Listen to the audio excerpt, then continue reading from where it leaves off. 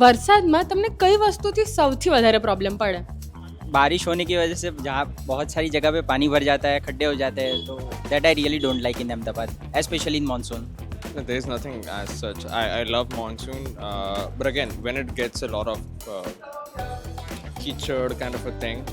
Monsoon में job पे जाना व्हीकल लेके जब पानी बहुत भर जाते हैं तो वाटर क्लॉगिंग. मॉनसून में जहाँ पे पानी जम जाता है वो वाली चीज़ ऑफकोर्स नहीं पसंद रहेगी. अबुआ पड़े ही खाड़ा खाड़ा था ही. वो चिपचिप जो होती है, ह्यूमिडिटी. जो धीमे धीमे बारिश होती रहती है ना, उससे बहुत इरिटेशन होती है, तो वो पसंद नहीं है. Traffic, slow traffic. Sometimes drainage block रहते हैं, ट्रैफिक जाम हो जाता है, कुछ गड्ढे रहते हैं, अनवांटेड गड्ढे, पॉट होल्स, वो जज नहीं कर पाते हैं, उसमें दिक्कत आता है. The drainage system of Ahmedabad and the कीचड़. The pots on road, of course. जो ज़्यादा बारिश होती है और कीचड़ होता है वो. તમે મોન્સૂનમાં કયા પ્રોબ્લેમ્સ ફેસ કરો છો? અમને કોમેન્ટ્સમાં જણાવો.